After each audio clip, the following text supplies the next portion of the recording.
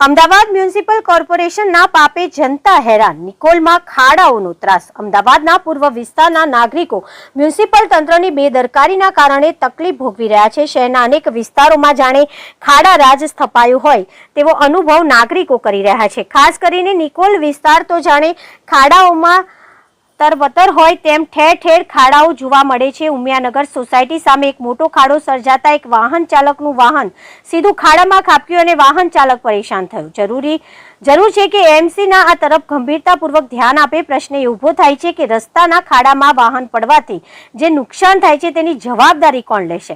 જાહેર સુવિધાઓ માટે જવાબદાર તંત્રની નિષ્ફળતા સામે હવે નાગરિકો એડવોકેસી કરી રહ્યા છે। જો ખાડામાં પડતા વાહનનું નુકસાન થાય તો વોર્ડના અધિકારી જવાબદાર ઠરવા જોઈએ અને નુકસાની ભરપાઈ પણ તેમને જ આપવી જોઈએ। જો આવા નિયમો અમલમાં આવે તો કદાચ મોટા ભાગના ખાડા ગાયબ થાય અને માર્ગો નાગરિકોને રાહત આપે।